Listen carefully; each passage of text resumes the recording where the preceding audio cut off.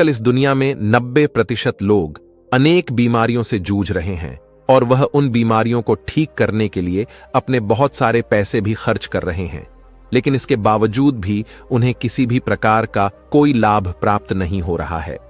अगर आप भी किसी ऐसी बीमारी से जूझ रहे हैं या आपको भी किसी तरह की कोई बीमारी है, तो वह आपकी जड़ से खत्म होगी और वह भी सिर्फ एक आहार के माध्यम से।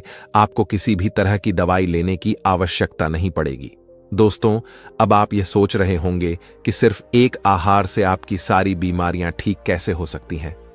तो दोस्तों, मैं आपको बता दूं कि आपकी गंभीर से गंभीर बीमारी जो है वह इस आहार के माध्यम से जड़ से खत्म हो जाएगी।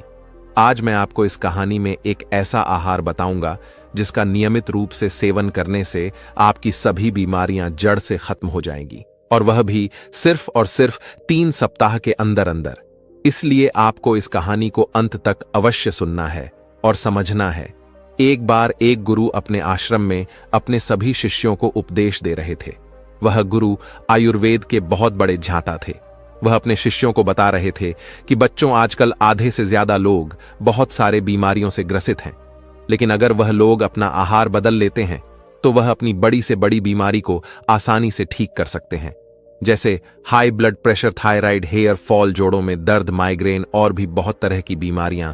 गुरु की बात सुनकर एक शिष्य ने पूछा कि गुरुदेव, ऐसा कैसे संभव है? सिर्फ एक आहार के माध्यम से हम अपनी बीमारियों को कैसे ठीक कर सकते हैं? बीमारियां तो दवाइयों से ठीक होती हैं। तब गुरु मुस्कुराए और बोले कि बेटा, हमारे भोजन में इतनी शक्ति है कि वह हमारी बड़ी से बड़ी बीमारी को ठीक कर सकता है, लेकिन यदि आप उसका गलत तरीके से सेवन करेंगे तो वह आपके शरीर में बीमारियों को बढ़ा भी सकता है। इसीलिए यदि तुम अपने आहार का उचित प्रयोग करोगे और आहार अच्छा लोगे तो तुम्हें जीवन भर कभी कोई बीमारी नहीं होगी।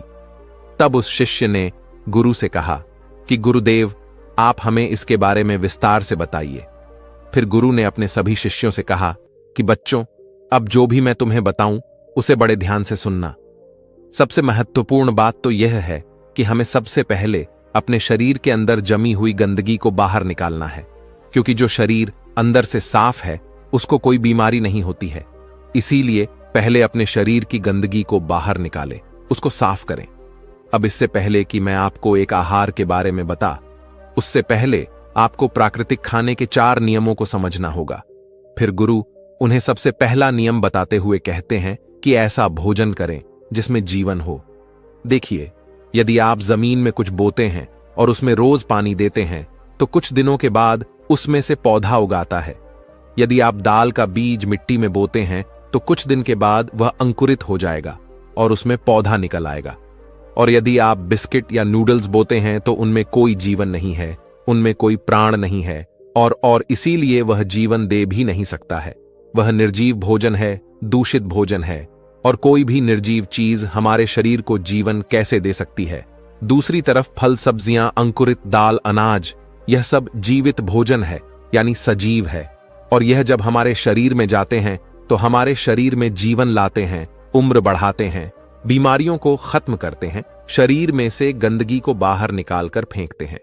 इसके साथ ही हमारे उपनिषदों में, यानी हमारी भगवत गीता के 17वें अध्याय में भगवान श्री कृष्ण कहते हैं कि जो भोजन पका हो उसे पकने के 1 पहर यानी 3 घंटे के अंदर ही उसको खा लेना चाहिए। 3 घंटे के बाद वह तामसिक हो जाता है, उसे प्राण निकल जाते हैं। इसीलिए हमारे पूर्वज यदि चावल, चपाती, सब्जी 3 घंटे से अधिक रखी हुई होती थी तो वह उसको नहीं खाते थे। हमारे दादा दादी के समय खाना सीधा चूल्हे से प्लेट में आता था और फिर पेट में जाता था। और आजकल क्या हो रहा है, लोग सब्जियों को फ्रिज में अगले 2-3-4 दिन के लिए रख लेते हैं और रोज उसमें से थोड़ा निकालते हैं और खाते हैं और वापस फ्रिज में रख देते हैं। वह बासी और निर्जीव खाना खाते रहते हैं और रोज खाते हैं और शरीर में कैंसर को आमंत्रित करते हैं। यदि कोई चीज आग पर पकी हो तो उसे 3 घंटे के अंदर अंदर खा लेना चाहिए और ज्यादा से ज्यादा 5 घंटे के अंदर उसको खा लेना चाहिए। फिर वह गुरु उन सभी से कहते हैं कि हम यह 3 घंटे वाला नियम केवल सब्जी, चपाती पर ही क्यों लागू करें? बिस्कुट, कुरकुरे, कोल्ड ड्रिंक, इन सब चीजों का क्या आपको पता है बच्चों? यह चीज कितने समय पहले पकाई गई होगी? 3 घंटे छोड़ो, 3 दिन छोड़ो। ज्यादातर चीजें तो न साल पहले पकाई हुई होती हैं और फिर पैकेट बोतल डिब्बों में बंद करके इनमें बहुत सारे केमिकल डाले जाते हैं ताकि इनमें सुगंध ना आने लगे, यह बास ना हो। यह केमिकल इन चीजों की सुरक्षा तो बढ़ा देता है, लेकिन हमारे शरीर की सुरक्षा को कम कर देता है। बच्चों, अगर आप गहराई से सोचे तो यह खाना तो नहीं है, यह तो एक प्रोडक्ट है जो किसी कंपनी ने बनाया है, जो सिर्फ अपना ही फायदा देखती है। ये सब के सब निर्जीव होते हैं, इनमें कोई प्राण शक्ति नहीं होती है। तो पहला नियम यह है कि आप प्राकृतिक भोजन ही खाएं, यानी वह भोजन जिसमें जीवन हो। कुछ भी बोतल बंद, पैकेट बंद या फिर डब्बा बंद चीजें ना खाएं। ऐसी कोई भी चीज ना खाएं जो इंसानों द्वारा फैक्ट्रियों में बनाई गई हो। ऐसा भोजन खाएं जो सीधा मां प्रकृति से आपको प्राप्त होता हो, जैसे फल, सब्जियां, अंकुर, दाल, अनाज, मेवे। ऐसा करोगे तो मां प्रकृति जो है वह आपका स्वयं ध्यान रखेगी। फिर गुरु उन सभी से कहते हैं कि बच्चों, बिस्किट की जगह नारियल की गिरी के टुकड़े खाए, सोडा कण पीने की जगह नारियल का पानी पिए, चिप्स, नमकीन, कुरकुरे की जगह ताजे फल व सब्जियां खाएं। फिर गुरु उन्हें दूसरा नियम बताते हुए कहते हैं कि ऐसा भोजन खाएं जिसमें पूर्णता हो। मां प्रकृति को सब पता है, वह कभी भी गलत चीजें नहीं करती है। कोई ना कोई तो कारण है कि वह हमें पेड़ पर खजूर देती है, चीनी नहीं। कोई ना कोई तो कारण है कि वह हमें नारियल देती है, नारियल का तेल नहीं। वह हमें आलू देती है, आलू की चिप्स नहीं। मतलब वह भोजन जो हमें सीधा सीधा धरती से प्राप्त होता है, उसमें पूर्णता होती है। वह खुद में पूरा होता है, उसमें से कुछ निकाला नहीं गया। उसमें पोषक तत्व जो हैं वह भरपूर मात्रा में होते हैं। मां प्रकृति ने हर खाने को बनाने से पहले बहुत बहुत प्लानिंग करी है। उन्होंने हर भोजन में प्रोटीन, फैट्स, विटामिन एक सीम मात्रा में दिए हैं ताकि हम इंसान उसे आसानी से पचा सके। यदि हम उनमें से केवल रस निचोड़ के खाते हैं और उसकी बाहरी परत को निकाल देते हैं तो हम उस भोजन को बदल रहे हैं। इसीलिए सफेद चावल की जगह भूरे चावल खाए। भूरे चावल में पूर्णता होती है। यदि हम उसके छिलके को निकाल देंगे तो वह सफेद चावल बन जाता है। उस चावल को पचाने की जो क्षमता है वह तो छिलके में ही रह जाती है, जिसको हम निकाल कर फेंक चुके होते हैं। सफेद चावल खाना ऐसा है जैसे आम की घटकर फेंक दिया। इसीलिए चीनी की जगह खजूर या फिर गुड़ खाए। गुड़ में पूर्णता होती है, चीनी खंडित होती है और केमिकल से भरी हुई होती है। किसी तेल की जगह उसे साबुत खाएं, यानी नारियल का तेल डालने की जगह उस नारियल की गिरी को घिस कर डालें। यदि गेहूं खाना है तो हमेशा चौकर के साथ खाए। रोटी बनाते समय उसमें से छोकर को अलग ना करें और हमेशा आटा खुद पिसवा है। फिर गुरु से तीसरा नियम बताते हुए कहते हैं कि शुद्ध शाकाहारी भोजन खाए, यानी ऐसा भोजन खाए जो सीधा पेड़ पौधों से आता हो, न कि पशुओं से मीट, मछली या फिर अंडा बिल्कुल ना खाए। मां प्रकृति ने हमारे शरीर को जानवर खाने के लिए नहीं बनाया है। दूध और दूध से बनी चीजों को भी नहीं खाए। देखो, देसी गाय का दूध अच्छा है, लेकिन समस्या यह है कि आजकल जो दूध आता है वह दूध नहीं है। हमें जो पैकेट में दूध मिलता है उसमें यूरिया और बहुत से हानिकारक पदार्थ मिले होते हैं। यदि कोई इस तरह का दूध को लगातार पी ले तो उसे कैंसर भी हो सकता है। बहुत से लोगों के घर में गाय, भैंस, बकरी होती है तो उनके दिमाग में यह आ रहा होगा कि वह तो उनके घर का शुद्ध दूध है, तो क्या उसे वह पी सकते हैं? इसका जवाब है कि आप उसे बिल्कुल नहीं पी सकते। जिन लोगों को अपनी बीमारियों को ठीक करना है, यानी वजन को घटाना है, या फिर जिनका दिन भर बैठे रहने का काम होता है, वह लोग उस दूध को पचा नहीं सकते हैं। शुद्ध दूध भी बहुत भारी होता है। छोटे बच्चे जिनकी लंबाई बढ़ रही होती है, यानी जो लोग 3-3 घंटे धूप में खेलते हैं, धूप में काम करते हैं, वह शुद्ध दूध को पचा सकते हैं। लेकिन आजकल हम में से ज्यादातर लोग उसे नहीं पचा सकते हैं, और जब दूध को पचा नहीं सकते तो दूध की चीजें लेना भी नहीं चाहिए, जैसे पनीर, बटर, खोया। फिर गुरु सभी से कहते हैं कि बच्चों, आप चिंता ना करें। दूध की जगह मैं आपको एक ऐसा आसान सा तरीका बताता हूं जो आपको न्यूट्रिएंट्स, कैल्शियम, विटामिन और प्रोटीन भी देगा, और वह सभी देगा जो आपको गाय के दूध से मिलता है। और अंतर यह है कि आपका शरीर उसे आसानी से पचा भी सकता है, और वह है नारियल का दूध। यह धरती पर सबसे अच्छे भोजन में से एक है। इसे हमारे पूर्वज श्रीफल भी कहते थे।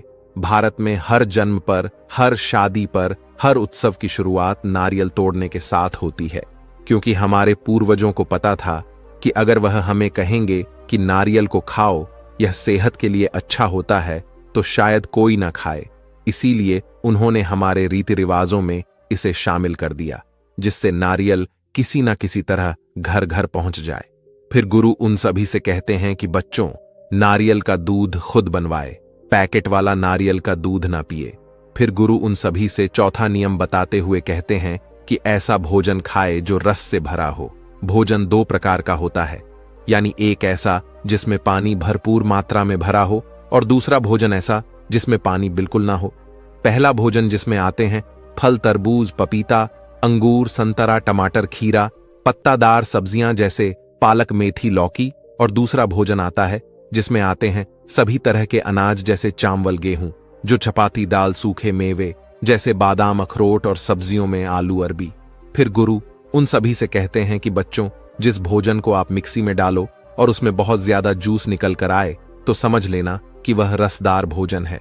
क्या आप कभी रोटी या चावल का जूस बनाते हैं? नहीं, क्योंकि आपको पता है उनमें रस नहीं है। फिर वह गुरु उन सभी से कहते हैं कि बच्चों, हमारे शरीर में 70% पानी है और 30% हड्डी, मसल्स और मांस है।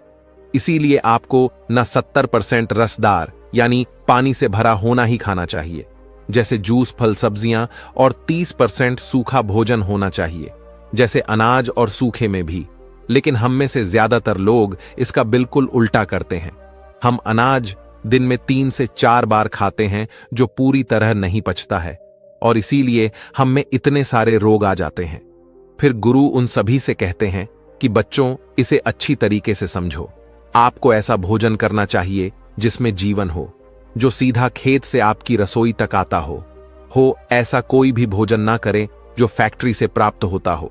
दूसरे नंबर पर ऐसा भोजन खाए जिसमें पूर्णता हो। सफेद चावल की जगह भूरे चावल, चीनी की जगह गुड़, खजूर, तेल की जगह नारियल का तेल घिसकर डालना चाहिए। तीसरे नंबर पर आपको शुद्ध शाकाहारी भोजन खाना चाहिए। आपका भोजन पेड़ पौधों से आना चाहिए, पशुओं से नहीं। मीट, मछली या फिर अंडा तो बिल्कुल ना खाए। गाय के दूध की जगह नारियल का पानी इस्तेमाल करें। चौथे नंबर पर भोजन खाएं जो रस से भरा हुआ हो। फिर गुरु उन सभी से कहते हैं कि बच्चों, अब मैं तुम्हें बताता हूं कि तुम्हें पूरे दिन में किस तरह से आहार लेना है, और इस समय में आपको 16 घंटे का उपवास भी करना है। मतलब अगर आप रात का भोजन 7 बजे करते हैं तो अगले दिन सुबह आपको 11 बजे तक कुछ भी नहीं खाना है। अब तुम पूरी बातें ध्यान से सुनो। तुम्हें किस तरह से आहार लेना है। तुम्हें सुबह उठकर सबसे पहले फ्रेश होने जाना है। फिर तुम्हें 9 बजे के लगभग जूस लेना है। इसके लिए हमें बहुत ही स्पेशल सब्जी का जूस बनाना है। जब यह जूस हमारे शरीर में जाता है तो शरीर की सारी गंदगी को अपने अंदर सोख लेता है, और जब यह निकलता है तो बहुत सारी गंदगी को बाहर लेकर निकलता है, वजन कम करने के लिए और त्वचा को साफ करने के लिए। यह बहुत अच्छा है। यह सब्जी हरे रंग की होती है और अंदर से बिल्कुल सफेद होती है। इसे सफेद पेटा कहते हैं। यह आपको सब्जी वाले के पास आसानी से मिल जाएगी। जूस बनाने के लिए पहले इसके छिलके को निकाल दें, अंदर से सारे बीज निकाल दें, फिर इसको काटकर मिक्सर में से जूस निकालें। रोज सुबह 1 गिलास पेटे का जूस पिएं। इसमें कोई नींबू, मिर्च या मसाला नहीं डालना है। यह कड़वा नहीं होता है। आप चाहें तो इसे आधे नारियल पानी के साथ भी मिक्स कर इसको पी सकते हैं। अगर आपको सफेद पेठा ना मिले तो 1 गिलास नारियल का पानी पी ले। अगर नारियल का पानी भी ना मिले तो आप 1 गिलास किसी भी सब्जी का जूस ले सकते हैं, जैसे घिया, खीरे का जूस आप ले सकते हैं। फिर जूस पीने के लगभग 2 घंटे तक आप कुछ भी ना खाएं, क्योंकि पेटे का जूस जो है वह शरीर में सफाई का काम करते हैं। अगर कुछ आप खा लोगे तो शरीर की सफाई रुक जाएगी। इसके बाद आपको 11 बजे आपके नाश्ते में आपको एक बड़ी प्लेट कोई भी मौसम का फल आप ले सकते हैं, जैसे कि तरबूज, पपीता, संतरा, अंगूर, सेब, नाशपाती। ऐसे फल खाएं जिसमें पानी ज्यादा हो। आप केला ना खाएं। सबसे अच्छा तो यह होगा कि आप एक बार में 1 ही फल खाएं, लेकिन यदि आपको इससे संतुष्टि ना मिले तो आप 2 या 3 फल भी खा सकते हैं। हमेशा वह फल खाएं जो आपके देश में उगते हैं। मौसम के अनुरूप जो फल आते हैं वह सस्ते भी होते हैं। आप चाहे तो इनके ऊपर नारियल की गिरी घिसकर भी डाल सकते हैं। फिर लगभग 2 बजे दोपहर के भोजन में आप अनाज को ले दे सकते हैं, जिसमें चपाती और सब्जियां हो, आपको एक खास तरह की चपाती लेनी है जिसे पचा आसान हो जाता है, जो पूरी तरह से गेहूं की जगह आधी गेहूं की और आधी सब्जियों की बनती है। आप किसी भी सब्जी की चपाती बना सकते हैं, जैसे खीरे की चपाती, चुकुर की चपाती, पालक की चपाती, घिया की चपाती, गाजर की चपाती। इस तरह की यदि आप 2 चपाती खाते हैं तो आपके पेट में अनाज सिर्फ 1 चपाती का जाता है। लेकिन इसका मतलब यह नहीं है कि आप डबल चपाती खाने लग जाएं। उतनी ही चपाती खाएं जितनी चपाती आप पहले खाया करते थे। चपाती के साथ जो सब्जी खानी है, उस सब्जी में हमें तेल की जगह नारियल की गिरी घिसकर डालना है। मिर्च मसाले की जगह ताजे हर्ब्स डालने हैं। इस तरीके से बनाई गई सब्जी सात्विक सब्जी होती है जो बहुत जल्दी पच जाती है। यदि आप 1 चपाती खाते हैं तो उसके साथ 2 कटोरी सब्जी खाएं। यदि आप 2 चपाती खाते हैं तो उसके साथ 4 कटोरी सब्जी खाएं। मतलब सब्जी ज्यादा खानी है और अनाज को कम खाना है। जब आप सिर्फ अनाज खाते हैं तो बिना सब्जी के, तो यह पहचाना बहुत मुश्किल हो जाता है। लेकिन जब अनाज के साथ आप सब्जी को भी खाते हैं, मिलाकर खाते हैं, तो इसको पचा आसान हो जाता है। हफ्ते में 1 या 2 बार आप रोटी की जगह भूरे चावल भी खा सकते हैं। दाल रोटी की जगह सब्जी रोटी खाए, दाल चावल की जगह सब्जी चावल खाए, राजमा चना छोला बिल्कुल ना खाए। ये पचने में बहुत बहुत भारी होते हैं और यह आपको तब तक नहीं खाने हैं जब तक आप पूरी तरह ठीक नहीं हो जाते हो। देखिए, ऐसा नहीं है कि दाल गलत है, राजमा गलत है। बात यह है कि जो हमारी आज की संस्कृति है, जिसमें हम दिन में 6 घंटे मोबाइल पर बैठे रहते हैं और दिन में 1 घंटे से ज्यादा एक्सरसाइज नहीं करते हैं, तो ऐसे में उनको पचाना बहुत मुश्किल हो जाता है। हमारे पूर्वज तो उनको आसानी से पचा पाते थे क्योंकि वह दिन भर अच्छे से 7 से 8 घंटे धूप में मेहनत किया करते थे। लेकिन समस्या तो यह है कि हम लाइफस्टाइल तो आज की जी रहे हैं, लेकिन भोजन जो है वह पूर्वजों का खा रहे हैं और इसीलिए हम बीमार पड़ते हैं। और यदि आपको दोपहर के भोजन और रात के भोजन के बीच में भूख लगती है तो आप ताजे फल का जूस पी सकते हैं, नारियल का पानी पी सकते हैं। उस समय आपको बिस्किट, नमकीन या चिप्स तो बिल्कुल नहीं खानी है। यदि जूस के बाद आपको भूख लगती है तो आप 2-3 टुकड़े नारियल की गिरी खा लें या फिर कोई फल खा लें। लेकिन बहुत से लोग इस समय चाय या फिर कॉफी का सेवन करते हैं। आपको ऐसा बिल्कुल नहीं करना है। अगर आपको चाय पीनी भी है तो आप ग्रीन टी ले सकते हैं। फिर आपको रात के समय भोजन में सलाद या सूप लेना है। आपका सलाद जो है वह कच्चा होना चाहिए। मौसम की कोई भी सब्जियों को काटकर, जैसे खीरा हो गया, टमाटर, चुकंदर, गाजर, इनमें आपको थोड़ी बहुत काजू बादाम भी आप डाल सकते हैं। लेकिन इसमें आपको अन्न नहीं डालना है। राजमा, दाल, चावल ये नहीं डालने हैं। अगर आप चाहें तो सलाद के साथ सूप भी ले सकते हैं। आपके सूप में तेल नहीं होना चाहिए और वह कम से कम पका हुआ होना चाहिए।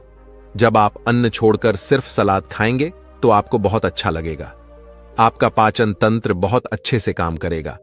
आपका मोटापा भी बहुत तेजी से घटेगा और वह भी बिना किसी दवाई के। अगर आप चाहे तो दोपहर के भोजन में सलाद और रात के भोजन में अनाज ले सकते हैं। फिर गुरु उन सभी शिष्यों को कहते हैं कि बच्चों, यह भोजन उनके लिए है जिनको कोई बीमारी है और वह उस बीमारी को खत्म करना चाहते हैं। यह भोजन उनके लिए है जो अपने मोटापे से परेशान है, वह अपने आप को फिट करना चाहते हैं। लेकिन यह भोजन बच्चे और खेलने कूदने वालों के लिए नहीं है। 16 साल की उम्र तक का बच्चा और खेल खेलने वाले, यदि वह बिल्कुल स्वस्थ हैं तो वह दिन में 2 या 3 बार अनाज को खा सकते हैं क्योंकि वह उसे पचा सकते हैं। और जो व्यक्ति धूप में 6 से 7 घंटे बड़ी मेहनत करता है तो वह भी दिन में 2 से 3 बार अनाज को खा सकता है। फिर वह गुरु उन सभी बच्चों से कहते हैं कि बच्चों, इसके साथ ही आपको कुछ बातों का पता रखना है। आपको पानी तभी पीना है जब आपको प्यास लगे। आपको खाना तभी खाना है जब आपको भूख लगे। जबरदस्ती से हर रोज 8 से 10 गिलास पानी पीने का कोई मतलब नहीं है। उसकी कोई जरूरत नहीं है। बिना प्यास के अगर आप पानी पिएंगे तो आपकी किडनी पर दबाव बनेगा। आपको ज्यादा पानी पीने की जगह ऐसे फल खाने चाहिए जिनमें पानी भरपूर मात्रा में हो। तो दोस्तों, उम्मीद करता हूं आपको इस कहानी से जरूर बहुत कुछ सीखने को मिला होगा। दोस्तों, अगर किसी की नसों में ब्लॉकेज है, किसी को दिल से संबंधित कोई परेशानी है, किसी का पाचन तंत्र कमजोर है, लीवर ठीक से काम नहीं करता है, हाथ पैर सुन्न रहते हैं, त्वचा रूखी रूखी रहती है, बाल झड़ते हैं, पूरे बदन में दर्द रहता है, शरीर में दर्द रहता है, जिसकी ब्लड शुगर बढ़ी हुई है, जिसका कोलेस्ट्रॉल बढ़ा हुआ है, इतनी सारी परेशानियों का आज मैं आपको एक ऐसा नुस्खा बताने वाला हूं जिसकी मदद से आप अपनी इन सभी परेशानियों को ठीक कर सकते हैं, और वह भी बिना किसी दवाई के। इस वीडियो में आपको ऐसा नुस्खा बताया जाएगा जिसकी मदद से यह सभी परेशानियां जड़ से खत्म हो जाएंगी। अगर आप इसका अच्छे से पालन करते हैं तो यह सभी परेशानियां आपके आसपास भी नहीं भटकेगी। तो आइए शुरू करते हैं। एक बार आयुर्वेद के जाता एक गुरु अपने आश्रम में अपने सभी शिष्यों को बता रहे थे कि बच्चों, हमारे शरीर में नसों का जाल फैला हुआ है। यह अलग अलग तरह की नस आपके शरीर के सभी अंगों तक खून और जरूरी पोषक तत्वों को पहुंचाने का काम करती है। इन नसों में किसी तरह की परेशानी होने पर आपके शरीर के कहीं अंग प्रभावित हो सकते हैं। साथ ही इससे दिमाग की कार्य प्रणाली में परेशानी और अन्य नसों से संबंधित परेशानियां हो सकती हैं। फिर गुरु सभी शिष्यों से कहते हैं कि बच्चों, नसों की ब्लॉकेज के कारण कहीं हो सकते हैं, जैसे ज्यादा धूमपान करना, शराब पीना, शरीर में कोलेस्ट्रॉल का बढ़ना, शरीर में बहुत ज्यादा वजन बढ़ना, या किसी तरह की गंदगी जमा हो जाने के कारण आपकी नसों में सूजन और दर्द की दिक्कत हो सकती है। इससे आपके शरीर के अनेक अंगों में परेशानी हो सकती है। फिर गुरु उन सभी से कहते हैं कि बच्चों, आज मैं तुम्हें नसों में ब्लॉकेज के लक्षण और उसे ठीक करने के उपाय के बारे में बताने वाला हूं, और साथ ही साथ इसे ठीक करने के लिए आज मैं तुम्हें एक ऐसा नुस्खा बताऊंगा जिसका प्रयोग करने से तुम्हें कभी भी नसों में ब्लॉकेज, हृदय से संबंधित परेशानी और शरीर में किसी भी तरह की कोई प्रॉब्लम आपको नहीं होगी। फिर गुरु उन सभी शिष्यों से कहते हैं कि बच्चों, सबसे पहले हम यह जानते हैं कि नसों में ब्लॉकेज क्यों होता है, क्योंकि जब तक हमें यह पता नहीं चलेगा कि बीमारी की जड़ क्या है, तब तक हम उसका समाधान नहीं कर पाएंगे। बच्चों, खराब जीवन शैली के चलते कई तरह की बीमारियों का जन्म हो रहा है। शरीर में पोषक तत्वों की कमी और गलत खानपान के कारण रक्त वाहिकाओं में कोलेस्ट्रॉल जमना शुरू हो जाता है। कोलेस्ट्रॉल जमने से नसें ब्लॉक होनी शुरू होती है, जिसके कारण शरीर में ब्लड की सप्लाई प्रभावित होती है। इसके अलावा धमनियों में ब्लॉकेज होने के कारण हार्ट की कार्यक्षमता भी कम हो जाती है। ऐसी परिस्थिति में दिमाग तक ऑक्सीजन सप्लाई होने की प्रक्रिया भी प्रभावित होने लगती। नसम ब्लॉक होने से व्यक्ति को दिल का दौरा भी पड़ सकता है। आपकी नसों और धमनियों में ब्लॉकेज के कई कारण हो सकते हैं, जैसे बहुत ज्यादा धूम्रपान करना, शराब पीना। इनके कारण भी नसों में ब्लॉकेज हो जाता है। जिनको डायबिटीज रहती है, जो बहुत ज्यादा तनाव में रहते हैं, जिनको हाई ब्लड प्रेशर की समस्या रहती है, इससे भी नसों में गंदगी जमा हो जाती है। या फिर नसों में सूजन के कारण भी ऐसा हो सकता है, जिसकी वजह से नसों में रक्त प्रवाह अच्छे से नहीं हो पाता है और ऑक्सीजन का प्रवाह भी प्रभावित होता है। इसके अलावा खून का गाढ़ा होना भी की ब्लॉकेज का कारण हो सकता है। खून के गाढ़ा होने से नसों में खून का प्रवाह ठीक ढंग से नहीं होता है, जिससे नसें ब्लॉक हो जाती हैं, और नसों में खराब खून के प्रवाह से भी नसों में ब्लॉकेज की समस्या होती है। और शरीर में पोषक तत्वों की कमी होने पर नसों में ब्लॉकेज आ जाती है, और कहीं घंटों एक जगह बैठे रहने और कोई भी शारीरिक गतिविधि ना करने पर भी नसों में ब्लॉकेज हो सकती है। फिर गुरु उन सभी शिष्यों को कहते हैं कि बच्चों, अब तुम्हें यह तो पता चल गया है कि हमारी नसें ब्लॉक क्यों होती है, लेकिन जब हमारी नसन ब्लॉक होती है तो इसका पता हमें कैसे चलता है, उसके कुछ लक्षण हमें दिखाई देते हैं। अब मैं तुम्हें उनके बारे में बताता हूं। इसका सबसे पहला लक्षण है छाती या सीने में दर्द महसूस होना। कई बार आपने काम करने के दौरान या ऐसे भी महसूस किया होगा कि आपको सीने या फिर छाती में दर्द का अनुभव होता है। कई बार सोते समय या फिर अधिक देर तक काम करने के दौरान भी आपको सीने के लेफ्ट साइड में दर्द का अनुभव होता है। यह दर्द कभी कभार हार्ट अटैक का संकेत भी हो सकता है। नसों में जाम या ब्लॉक हो जाने पर आपको हार्ट अटैक का खतरा भी हो सकता है। इसके अलावा दिल में घबराहट, कमजोरी या चक्कर आना, जी मिचलाना या पसीना आना जैसी समस्याएं भी हो सकती हैं। हार्ट शरीर में ताजे खून की सप्लाई करता है। इस खून में कहीं सारे न्यूट्रिएंट्स और ऑक्सीजन मौजूद होते हैं। ये न्यूट्रिएंट्स और ऑक्सीजन शरीर के लिए बहुत आवश्यक होते हैं। ऐसे में जब नसें ब्लॉक हो जाए तो व्यक्ति की छाती में दर्द हो सकता है। इसका दूसरा लक्षण है पीठ के निचले हिस्से में दर्द। नसों की ब्लॉकेज के कारण कई लोगों को पीठ के हिस्से में भी दर्द की समस्या हो सकती है। ब्लॉकेज के कारण पीठ के निचले हिस्से में ब्लड सर्कुलेशन की दिक्कत की वजह से डिस्क कमजोर हो सकती है। साथ ही कई बार शरीर का निचला हिस्सा सूखने या सूजन के कारण फूलने लगता है, जिसे आपकी नसों के दबने की दिक्कत हो सकती है। तीसरा लक्षण है स्ट्रोक का खतरा, यानी सर में हल्का हल्का दर्द। नसों के ब्लॉक होने पर आपको हार्ट स्ट्रोक की दिक्कत हो सकती है।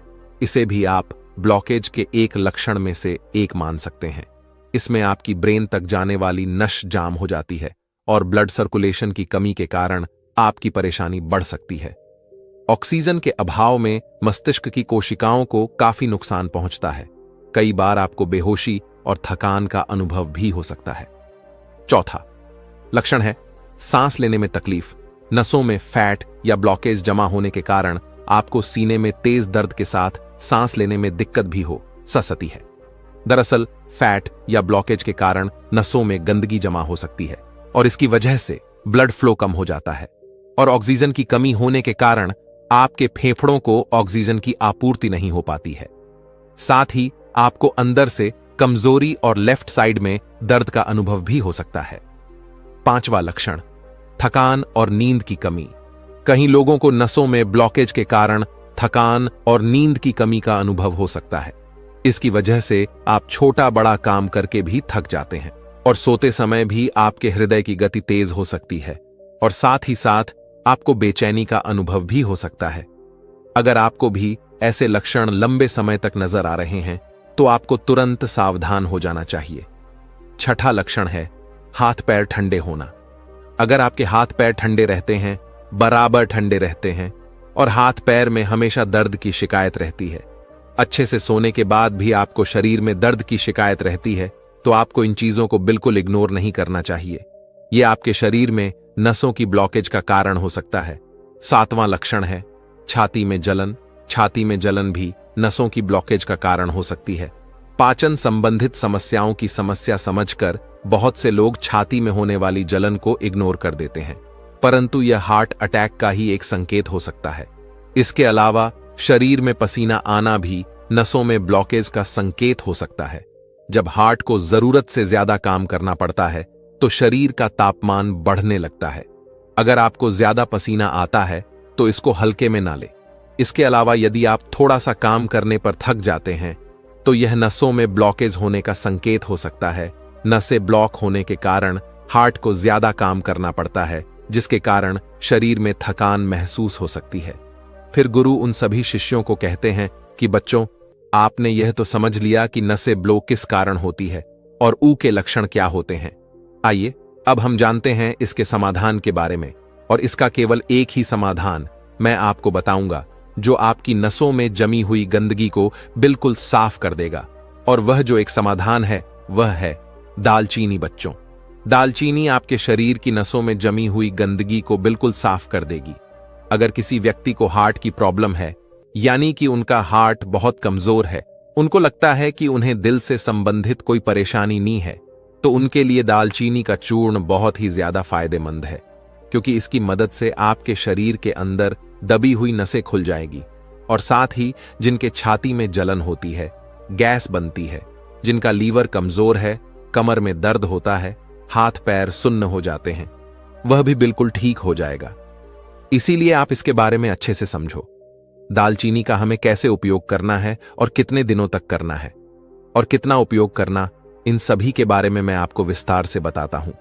बच्चों, अगर हम दालचीनी की तासीर की बात करें तो यह गर्म होती है, इसीलिए इसका सेवन बहुत ही सीमित मात्रा में आपको करना है।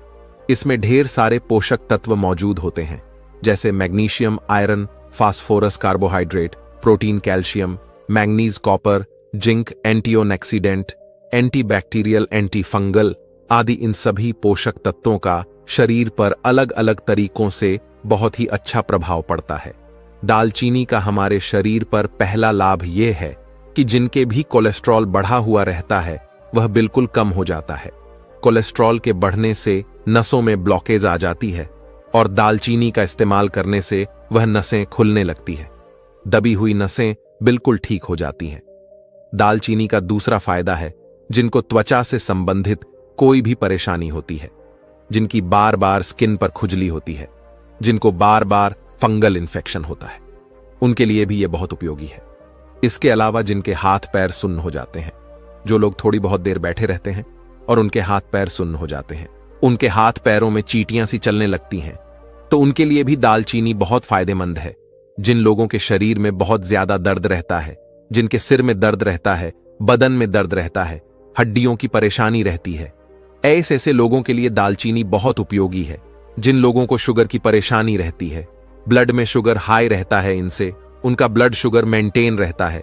ऐसे लोग जिनको दिल से संबंधित कोई परेशानी रहती है, थोड़ा बहुत चलने फिरने पर वह हाँप लगते हैं, उनकी सांस फूलने लगती है, जिनके शरीर में खून की कमी है, उनके लिए भी दालचीनी बहुत ही उपयोगी है। जिनका लीवर बहुत ज्यादा कमजोर रहता है, लीवर में फैट जम जाता है, जिनका लीवर ठीक से काम नहीं करता, उनके लिए भी दालचीनी बहुत उपयोगी है। और जिनका पाचन तंत्र बिल्कुल कमजोर हो गया है, जिनका खाना सही से नहीं पचता है, जिनको कब्ज की समस्या रहती है, जिनको बहुत ज्यादा एसिडिटी होती है, पेट फूलता है और पेट में दर्द रहता है, खट्टी डकार आती है, छाती में जलन रहती है, गैस बनती है, जिनको बार बार खांसी जुकाम रहती है, आंखों में पानी आता है और बहुत ही ज्यादा बलगम की शिकायत रहती है, जिनके फेफड़े बहुत ज्यादा कमजोर हैं, उनके लिए भी दालचीनी बहुत उपयोगी है। फिर गुरु सबसे कहते हैं कि आइए अब हम जानते हैं कि किस तरह से हमें दालचीनी का प्रयोग करना है। दालचीनी का उपयोग अगर आप ज्यादा करेंगे तो इससे आपको परेशानी हो सकती है। इससे दिल की धड़कन बढ़ सकती है, बेचैनी बढ़ सकती है, बहुत ज्यादा पसीना आना शुरू हो जाएगा। इसीलिए हमें इसका सीमित मात्रा में ही प्रयोग करना है। इसके लिए हमें सबसे पहले आधा कप पानी लेना है। आधा कप पानी को आप हल्का सा गर्म करें और उस गर्म पानी में आपको 2 चुटकी दालचीनी का पाउडर मिला लेना है और उसे सुबह खाली पेट लेना है। जब आप सुबह खाली पेट उसे रोज लेते हैं तो आपको 10 से 15 दिन के अंदर अंदर ही बहुत अधिक फायदे आपको देखने को मिलेंगे। आपको खाना खाने के कम से कम 2 घंटे पहले इसको लेना है। इसे 10 से 15 दिन लेने के बाद में आप देखेंगे कि आपको जितनी भी परेशानियां थीं, वह सभी परेशानियां धीरे धीरे ठीक होना शुरू हो जाएंगी। इसे आप दूसरे तरीके से भी ले सकते हैं और इसका दूसरा तरीका है आप इसे दूध के साथ ले सकते हैं। जिनको बहुत ज्यादा कैल्शियम की कमी रहती है, जिनकी हड्डियों में बहुत ज्यादा दर्द रहता है, हड्डियों में कटकट की आवाज आती है, उन लोगों के लिए भी ये बहुत उपयोगी है। इसके लिए आपको 1 गिलास दूध लेना है। 1 गिलास दूध के अंदर आपको आधा छोटी चम्मच दालचीनी पाउडर मिला लेना है और आधा चम्मच दालचीनी पाउडर जब आप मिलाएंगे तो आप देखेंगे कि दूध का कलर हल्का सा बदल जाएगा और उसका टेस्ट भी थोड़ा सा बदल जाएगा। इसीलिए अगर आपको स्वाद में अच्छा नहीं लगे तो आप इसमें मिश्री भी डाल सकते हैं। और जिन लोगों को लीवर से संबंधित परेशानी है, वह लोग इसमें शहद का इस्तेमाल भी कर सकते हैं। 1 चम्मच शहद में 2 चुटकी दालचीनी पाउडर मिला लीजिए और उसे दिन में 2 से 3 बार आप ले सकते हैं। जैसे आप सुबह, दोपहर और शाम में इसको ले सकते हैं। यह आपके लिए बहुत ही ज्यादा लाभदायक होगा। आपके लीवर से संबंधित सारी परेशानियां आपकी खत्म हो जाएंगी। इतना कहकर फिर गुरुदेव मौन हो गए और अब उन शिष्यों को भी गुरु की सारी बातें समझ आ चुकी थीं। फिर सभी शिष्यों ने गुरुदेव को प्रणाम किया और वहां से चले गए। तो दोस्तों, उम्मीद करता हूं आपको इस कहानी से जरूर बहुत कुछ सीखने को मिला होगा। दोस्तों, प्राचीन समय की बात है। एक आयुर्वेदिक गुरु के पास एक नौजवान लड़का आता है और उनसे कहता है कि गुरुदेव, आजकल लोगों को हार्ट अटैक ज्यादा आ रहा है, उनकी सांसें फूलने लगती हैं, कम उम्र के लोग ही इसका शिकार हो रहे हैं। पहले ऐसा नहीं था, लेकिन आजकल यह परेशानी बहुत ज्यादा बढ़ गई है। तो गुरुदेव, इसका बचाव कैसे करें? इसके बारे में आप मुझे कोई ऐसा तरीका बताइए जिससे मुझे और सभी लोगों को इस तरह की परेशानी कभी ना हो। इसके आगे वह गुरु उस नौजवान लड़के को कहते हैं कि आज मैं तुम्हें एक ऐसी चीज के बारे में बताऊंगा जो तुम्हारे स्वास्थ्य को बिल्कुल बदल सकती है और एक अलग ही शरीर आपका बना सकती है। यह चीज आपके शरीर से कोलेस्ट्रॉल को घटाने का काम करती है और आपके पाचन तंत्र को मजबूत बनाने का काम भी करती है। आजकल के इस व्यस्त जीवन में हार्ट हेल्थ और कोलेस्ट्रॉल की समस्या बहुत ही ज्यादा आम बात हो गई है। हर दिन लाखों लोग ऐसे हैं जो कि इन समस्याओं का सामना करते हैं। हाई कोलेस्ट्रॉल अगर बढ़ जाए तो यह आर्टरी को ब्लॉक करता है, जो कि हार्ट अटैक्स का कारण बनता है। वहीं अगर हम बात करें डाइजेशन की, तो आज के इस टाइम में जंक फूड और भोजन के गलत समय ने पाचन संबंधित समस्याओं को बहुत ही ज्यादा बढ़ा दिया है। गैस, ब्लोटिंग और इंडाइजेशन, ये सब की सब चीजें जो आजकल बहुत ही ज्यादा आम हो गई हैं। इसके आगे वह गुरु उस नौजवान लड़के से कहते हैं, तो अगर तुम इस तरह की प्रॉब्लम से बचना चाहते हो, कोलेस्ट्रॉल को कम करना चाहते हो, हार्ट अटैक के खतरे को घटाना चाहते हो और अपने पाचन तंत्र को मजबूत बनाए रखना चाहते हो, तो आज मैं आपको एक ऐसी मामूली सी दिखने वाली चीज के बारे में बताने जा रहा हूं, जो कि आपके रसोई घर में ही आपको आसानी से मिल जाएगी। इसका सिर्फ और सिर्फ एक छोटा सा टुकड़ा अगर आप ले लेते हैं तो यह आपके लिए वरदान साबित हो सकता है। आगे वह गुरु का कहते हैं, जब बात आती है हार्ट हेल्थ की, तो कुछ आंकड़े हमें बहुत ही ज्यादा अच्छा नहीं बताते हैं। हर साल करोड़ों लोग इस संसार में कहीं सारी दिल बीमारियों से जूझते रहते हैं, और इसके लिए हाई कोलेस्ट्रॉल, जो कि फैटी डिपॉजिट से हमारी आर्टरी में ब्लॉकेज क्रिएट करता है, ये सबसे बड़ा कारण है। जब हमारी आर्टरी ब्लॉक होती है तो ब्लड फ्लो प्रॉपर्टीज नहीं हो पाता है, जिसकी वजह से हार्ट को पंप करने में ज्यादा एफर्ट लगाना पड़ता है। इससे हमारा बीपी बढ़ने लगता है और हार्ट अटैक का खतरा कई गुना ज्यादा बढ़ जाता है। सीधे शब्दों में अगर मैं आपसे कहूं, तो आपकी आर्टरी अगर क्लीन रहेगी तो आपका पार्ट ज्यादा हेल्दी रहेगा, ज्यादा तंदुरुस्त रहेगा। और रही बात पाचन तंत्र की, तो यह तो हम सब लोग जानते हैं कि आज की मॉडर्न डाइट ने हमारी लाइफस्टाइल को, हमारे डाइजेस्टिव सिस्टम को कितनी बुरी तरह से प्रभावित किया है। भोजन सही समय पर ना करना, जंक फूड और स्ट्रेस, ये सभी चीजें डाइजेशन पर बुरा असर डालती है। इसके होने के कुछ संकेत हमारा शरीर देता है, जैसे कि गैस, ब्लोटिंग और इंडाइजेशन। ये संकेत हमें बताते हैं कि हमारे डाइजेस्टिव सिस्टम में कहीं ना कोई तो समस्या जरूर है, जिनको देखने के बाद ठीक करने की हमें सख्त जरूरत है। आगे वह गुरु कहते हैं कि बेटा, अपनी हार्ट हेल्थ और कोलेस्ट्रॉल लेवल को मैनेज करने के लिए लोग अक्सर कई तरीके आजमाते हैं, जो कि सही भी है। यह तरीके हमें आजमाने भी चाहिए।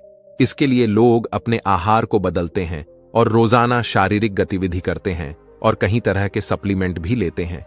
लेकिन क्या आप जानते हैं कि लेकिन बेटा, अगर मैं आपको बताऊं कि एक प्राकृतिक चीज है जो ऐसा कर है, जो आपको आसानी से मिल भी जाएगी और वह बिना किसी नुकसान के आपको फायदा देगी।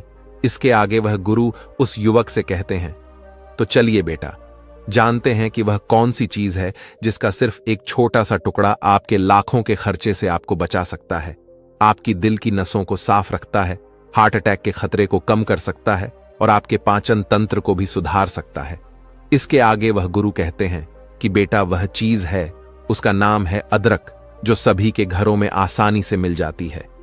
एक अदरक आपको बड़ी बड़ी परेशानियों से बचा लेती है।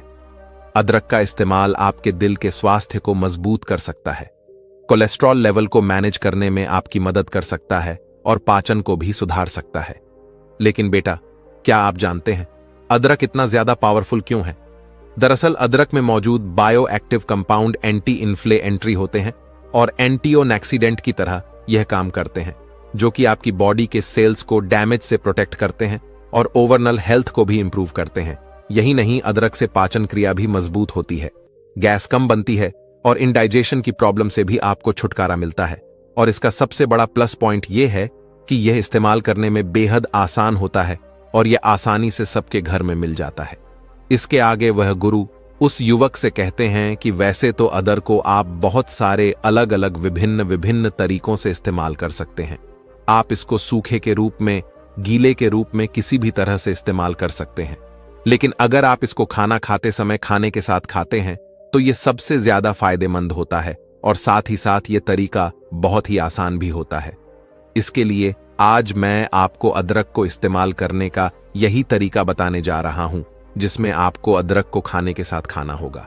इसके आगे वह गुरु उस युवक से कहते हैं, तो जैसा कि बेटा मैंने तुम्हें बताया कि अदरक को इस्तेमाल करने के बहुत सारे तरीके होते हैं, लेकिन यह समझना भी बहुत जरूरी है कि इसको खाने के साथ चबा चबा कर खाना आखिर इतना ज्यादा फायदेमंद क्यों होता है बेटा। इसका सबसे पहला पॉइंट है बायो अवेलेबिलिटी। जब आप फ्रेश अदरक को खाते हैं तो इसके अंदर जो एक्टिव कंपाउंड होते हैं जैसे कि जिंजरोल और शिगो, ये सीधा आपके शरीर को मिलते हैं और इनमें किसी भी तरह का कोई बदलाव नहीं आता है। दूसरा पॉइंट है पाचन में सहायता। ताजा अदरक को जब आप चबा चबा कर खाते हैं तो यह आपके सलाइवा के अंदर एंजाइम्स को उत्तेजित करता है। इतना तेज फायदा अदरक की चाय या फिर अदरक का पानी पीते हैं उससे नहीं मिलता है, सिर्फ यह अदरक को चबा चबा कर खाने से ही मिलता है। और तीसरी और सबसे महत्वपूर्ण बात है कि अगर आप अदरक को प्राकृतिक तरीके से प्रयोग में लेते हैं तो आप एक्स्ट्रा प्रोसेसिंग और एडिटिव से बच जाते हैं जो कि कई बार सप्लीमेंट्स के अंदर पाए जाते हैं और इससे आपको नुकसान भी हो सकता है। इसीलिए अदरक को चबा चबा कर खाने से आपको ज्यादा बढ़िया फायदा मिलता है और यह ज्यादा सुरक्षित भी है। और इसी तरह से अदरक को कंज्यूम करना आपके डेली डाइट में एक नया फ्लेवर और एक नया टेक्सचर भी ऐड करता है जो कि आपकी मील्स को ज्यादा आनंदित बनाता है, आपके खाने को ज्यादा आनंदित बनाता है। तो अगर आप भी रोजाना के आहार में कुछ नया और हेल्दी फायदेमंद चीज इस्तेमाल करना चाहते हैं तो अदरक को आपको खाने के साथ खाना आज ही शुरू कर देना चाहिए। इसके आगे वह युवक उन गुरु से एक सवाल पूछता है कि गुरुदेव, आपने कहा कि अदरक खाना चाहिए, यह बहुत ही अच्छा होता है, कच्चा खाने में बहुत ही ज्यादा फायदा करता है, लेकिन इसको खाएं तो खाएं कैसे? क्योंकि कच्चा अदरक अगर हम चबा लेते हैं तो उससे कई बार हमारा मुंह जल सकता है। इसके आगे वह गुरु कहते हैं कि बेटा, आपको अदरक को लेकर ऐसे ही मुंह में डाल के नहीं चबाना चाहिए। इसके लिए पहले आपको अदरक को थोड़ा सा तैयार करना है।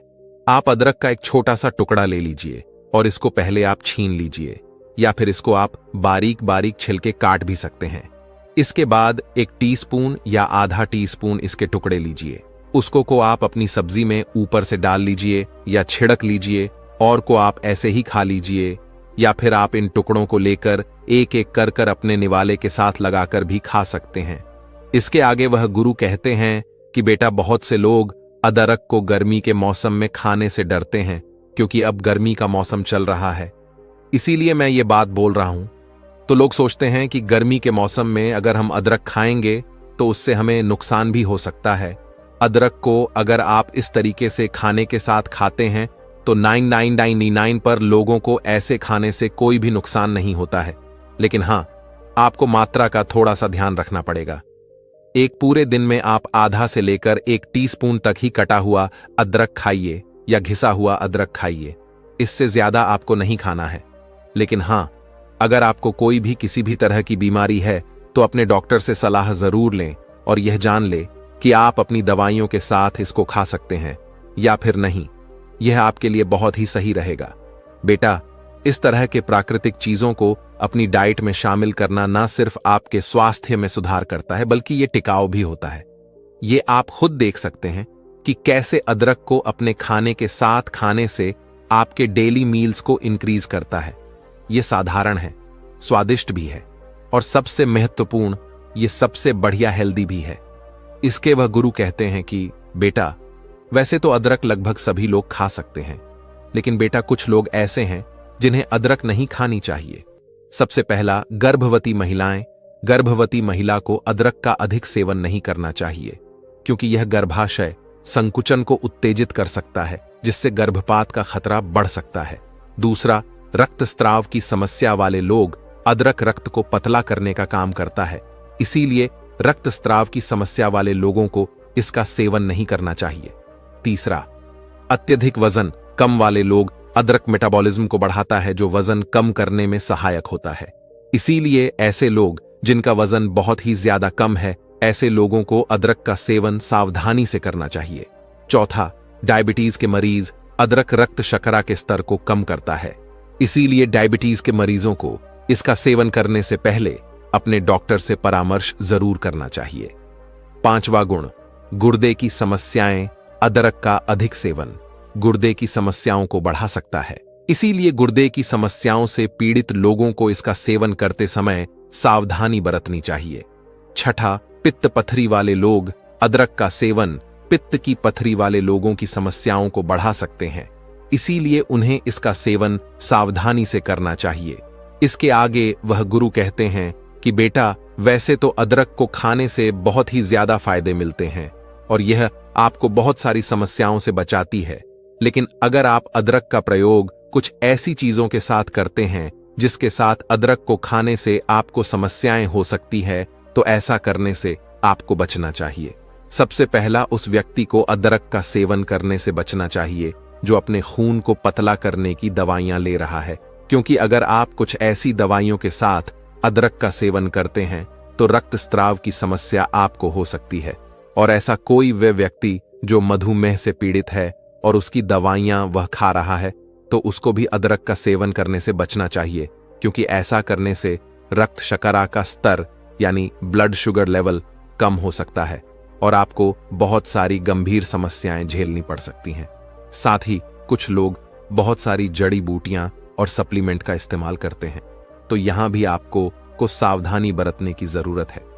कोई भी ऐसी जड़ी ब्यूटी या सप्लीमेंट जिसमें एंटीकोगुलेंट गुण पाए जाते हैं, अगर ऐसी कोई चीज का आप इस्तेमाल कर रहे हैं तो उसके साथ आपको अदरक का सेवन करने से बचना चाहिए।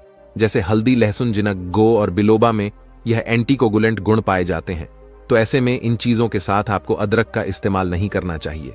साथ ही कुछ लोगों को तली भुनी चीजें खाने का बहुत शौक होता है, तो अगर आप तली भुनी चीजों के साथ अदरक का सेवन करते हैं तो यह भी आपके लिए नुकसानदायक हो सकता है, क्योंकि ऐसी चीजों को अदरक के साथ खाने से एसिडिटी और गैस की समस्याएं उत्पन्न हो सकती हैं। इसके आगे वह गुरु कहते हैं कि बेटा, अदरक खाने के यह फायदे आपको मिलते हैं और इस तरीके से सुरक्षित रूप से आप अदरक का इस्तेमाल कर सकते हैं ताकि अदरक आपको स्वास्थ्य लाभ दे और आपके स्वास्थ्य को बेहतर बना सके। तो दोस्तों, उम्मीद करता हूं आपको इस कहानी से जरूर बहुत कुछ सीखने को मिला होगा। यह कहानी आपको कैसी लगी हमें कमेंट बॉक्स में कमेंट करके जरूर बताएं और इस वीडियो को लाइक भी जरूर करें और साथ ही इस वीडियो को अपने दोस्तों के साथ जरूर शेयर करें ताकि उन्हें भी इस कहानी से कुछ सीखने को मिल सके। दोस्तों, जीने की इच्छा किसमें नहीं रहती। हर व्यक्ति लंबी उम्र की चाहत रखता है, लंबे समय तक जीना चाहता है। तो मैं कुछ उपाय बताने जा रहा हूं। बहुत आसान उपाय है, इसे अपनाकर लंबी उम्र तक जिया जा सकता है। तो वीडियो में लास्ट तक बने रहे ताकि जानकारी को अच्छी तरह से समझ सके। दोस्तों, स्वस्थ रहकर आप 100 साल तक भी जी लिए तो इससे बेहतर जिंदगी का कोई दूसरा अचीवमेंट शायद नहीं हो सकता। लेकिन आजकल 50 के बाद लोग blood pressure, heart attack, diabetes आदि बीमारियों के अलावा कैंसर जैसी गंभीर बीमारी की चपेट में भी आ जाते हैं। क्या है इसका कारण और क्या है, इसकी निदान आज की वीडियो में इसे जानेंगे। दोस्तों, आपकी आयु आपके शरीर की उपचय और अपचय की क्रियाओं पर निर्भर है। यानी यदि आपके शरीर में अपचय की तुलना में उपचय की क्रियाएं बढ़ रही होती हैं, तो इसका मतलब आप बुढ़ापे की ओर बढ़ रहे हैं। इस हेतु ही योगाभ्यास करते हैं। अतः स्रावी ग्रंथियों के क्रम और चक्रों को उचित व्यवस्था में स्थित किया जा सके, शरीर की चयापचय क्रियाओं में संतुलन स्थापित कर शरीर के चक्र को सुधार कर शरीर को पूरी तरह दुरुस्त किया जा सकता है। तो दोस्तों, सवाल यह है कि क्या आप सचमुच ही 150 वर्ष जीना चाहते हैं, 150 साल तक जीना चाहते हैं? तो हम आपके लिए यहां लाए हैं कुछ ऐसी जानकारी जिसके सहारे आप ज्यादा कुछ मेहनत किए बगैर सताए तो हो ही सकते हैं। योग और आयुर्वेद में ऐसे ढेर सारे नियम और उपाय बताए गए हैं, उन्हीं में से हमने कुछ उपायों को चुनकर आपके सामने रखा है। बहुत ध्यान से सुनिए और इसका पालन कीजिए। नंबर 1, जल पर नियंत्रण। दोस्तों, जल वायु और अन्न से ही शरीर बनता है और बिगड़ता है। जल ही जीवन है। जल का अलग अलग तरह से सेवन करने से सभी तरह के रोग में लाभ मिलता है। जल योग न केवल उच्च रक्तचाप, कब्ज, गैस आदि बीमारियों से मुक्ति दिलाता है, बल्कि यह हमारी हड्डियों, मस्तिष्क और हृदय को मजबूत बनाने में भी खास भूमिका निभाता है। तो जल को पीतल या कांच के गिलास में ही पीना चाहिए। बहुत से रोगों में किसी रंग की बोतल में रखे जल को पीने की डॉक्टर सलाह देते हैं, इसलिए रंगीन बोतलों में रखा जल बिल्कुल ना पिए। यह आपके स्वास्थ्य को बिगाड़ देता है, कब्ज बना देता है। जल ना कम पिए और ना ही अत्यधिक, और कहीं का भी जल ना पिए। जल हमेशा बैठकर ही पिए। जल पूर्णतः शुद्ध होना चाहिए। अशुद्ध जल से लीवर और गुर्दों का रोग हो जाता है। यदि उक्त दोनों में जरा भी इन्फेक्शन है तो इसका असर दिल पर भी पड़ता है। लगभग 70% रोग जल की अशुद्ध से ही होते हैं। जल पीते वक्त सावधानी रखेंगे तो भोजन और प्राण में इसका भरपूर लाभ मिलेगा। जल से ही योग में क्रिया, जल ने धौति क्रिया और वमन क्रिया की जाती है। शरीर में 10 छिद्र है दोस्तों, शरीर में 10 छिद्र हैं। 2 आंखें, नाक के 2 और कान के 2 छिद्र के अलावा मुंह, लिंग और गुदा के छिद्र मिलाकर कुल 10। इन छिद्रों को 10 बार पानी से अच्छे से धोने से उनमें किसी भी प्रकार का विकार नहीं रह जाता। उत्कट आसन दोस्तों, रात में तांबे के बर्तन में जल रखकर प्रातःकाल बासी मुंह से उत्कट आसन में बैठकर उसका सेवन करना चाहिए। इस जल से हमारे शरीर में वात, पित्त और कफ का नाश होता है। इस आसन के लिए शुरू में 2 गिलास तक जल पिए, उसके बाद धीरे धीरे 5 गिलास तक पीने का अभ्यास करें। जल का सेवन करने के बाद सच आदि के लिए जाएं। इस योग से शरीर में कॉपर की मात्रा जाती रहती है, जिससे शरीर की हड्डियों और मांसपेशियों को लाभ मिलता है। नंबर 2, श्वास पर नियंत्रण। दोस्तों, कछुए की श्वास लेने और छोड़ने की गति इंसानों से कहीं अधिक दीर्घ है। वेल मछली की उम्र का राज भी यही है। बड़ और पीपल के वृक्ष की आयु का राज भी यही है। वायु को योग में प्राण कहते हैं। वायु का शुद्ध होना जीवन की दीर्घ के लिए बेहद जरूरी है। प्राण, व्यान, अपान, समान आदि वायु से मन को रोकने और शरीर को साधने का अभ्यास करना ही असल में प्राणायाम है। यदि आपके शहर में अधिक वायु प्रदूषण है तो आप उससे बचने के उपाय करें। प्राणायाम में अनुलोम विलोम करें। जल नेति से भी प्राणवायु ठीक होती है। यदि आप शू वायु ग्रहण नहीं कर रहे हैं तो कोई गारंटी नहीं है कि अच्छा भोजन और कसरत करने के बाद भी आपको कोई बीमारी ना हो। उपाय वनों से वायु, वायु से आयु, वनों से वायु, वायु से आयु कहना किसी भी तरह से गलत नहीं होगा। इसलिए अपने घर के आसपास अधिक से अधिक वृक्ष लगाएं। पीपल और बड़ का वृक्ष आपकी आयु बढ़ाने में ज्यादा सक्षम है। नियमित तुलसी के एक पत्ते का सेवन करें। नंबर 3, उचित आहार ले दोस्तों। उत्तम सात्विक और स्वादिष्ट खाने के बजाय आजकल फास्ट फूड, जंक फूड और कोल्ड ड्रिंक की ओर रुझान बढ़ रहा है। इसके चलते व्यक्ति मोटापा, मधुमेह, कब्ज, शरीर में भारीपन आदि समस्याओं का शिकार हो गया है। निरोगी रहकर लंबी उम्र चाहते हैं तो आहार पर ध्यान दें। भोजन से केवल भूख ही शांत नहीं होती, बल्कि इसका प्रभाव तन, मन और मस्तिष्क पर पड़ता है। जैसा खाओ अन्न, वैसे बने मन। क्या खाएं और क्या ना खाएं, चलिए यह भी जान लेते हैं। तो दोस्तों, सात्विक भोजन करें और सप्ताह में 1 बार उपवास जरूर करें। आयुर्वेद में फलों के जूस के अलावा अन्य जड़ी बूटियों के रस को अमृत समान बताया गया है, लेकिन इन्हें कब पिए और किसके साथ पिए, यह भी नियम जानकर ही पिए। यदि आपको संतरे की जूस की जरूरत नहीं है तो उसे पीने का कोई मतलब नहीं है। आप किसी प्रकार की दवा का सेवन कर रहे हैं तो संतरे, नींबू और मुसम्मी का जूस उस दवा का असर खत्म कर देगा। नियमित अंग संचालन, जलवायु और अन्न के बारे में जानने के बाद जरूरी है। नियमित व्यायाम करना कसरत नहीं, जिम वाला व्यायाम नहीं, अखाड़े वाला व्यायाम नहीं, योग के आसन भी नहीं, बस योग का अंग संचालन करना है। दंडासन में किए जाने वाले योग अंग संचालन। नंबर 1, इससे पाचन क्रिया सुचारू रूप से चलेगी और अन्न, जल और वायु अच्छी तरह से पच जाएगी। इसलिए सिर्फ सुबह ही शौचादि से निवृत्त हो अंग संचालन करें। योग निद्रा और ध्यान जहां हमारे जागरण को ठीक करता है, वहीं योग निद्रा हमारी नींद को ठीक करती है। इसलिए ध्यान और नींद में फर्क करना सीखें। योग निद्रा दोस्तों, नींद एक डॉक्टर है और दवा भी आपकी नींद कैसी होगी यह निर्भर करता है इस पर कि आप दिन भर किस तरह से जिए। जरूरी है कार्य, विचार और व्यवहार पर गंभीर मंथन करना। यदि यह संतुलित और सम्यक रहेगा तो भरपूर नींद से स्वास्थ्य में लाभ मिलेगा। ज्यादा या कम नींद से सेहत और मन पर विपरीत असर पड़ता है। बेहद नींद के लिए आप योग निद्रा का सहारा लें। नंबर 2, ध्यान का नियमित अभ्यास करने से आत्मिक शक्ति बढ़ती है। आत्मिक शक्ति से मानसिक शांति की अनुभूति भूत होती है। मानसिक शांति से शरीर स्वस्थ अनुभव करता है। ध्यान से विजन पावर बढ़ता है तथा व्यक्ति में निर्णय लेने की क्षमता का विकास होता है। ध्यान से सभी तरह के रोग और शोक मिट जाते हैं।